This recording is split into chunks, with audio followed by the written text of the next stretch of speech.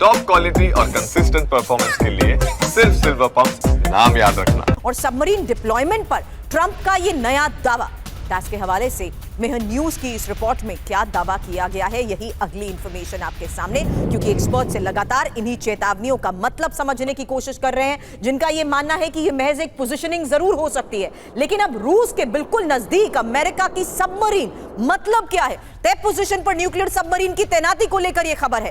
तय जगह पर पहुंचे 2 nuclear submarine.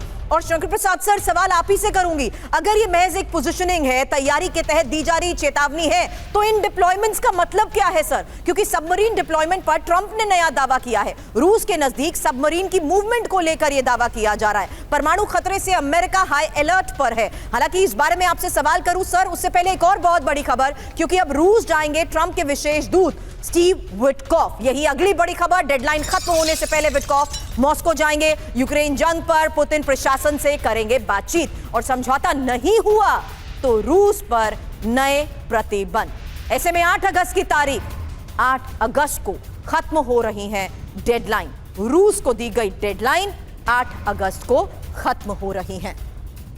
Shankar Prasad sir, क्या इसी बातचीत से पहले यह चेतावनी ही दी जाती है ताकि अपनी टर्म्स और अपनी कंडीशंस पर या किसी तरह दबाव बनाने का ये एक और टैक्टिक सर?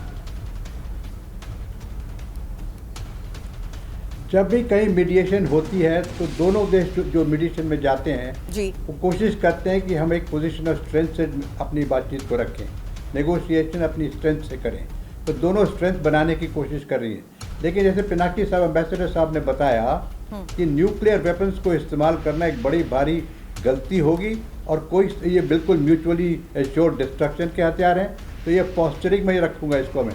लेकिन एक खतरे की बात और है, देखिए रशिया ने अपनी रेड लाइंस बना रखी हैं, उसके बाद वो अपने हायर कैलिबर वेपन्स को इस्तेमाल कर सकता है, not against America but against European countries. तो इसमें हमें ये देखना है कि रशिया ने कितनी दफ़ा अपनी रेड लाइंस को बदली करके अपनी सहन शक्ति को दिखाया है।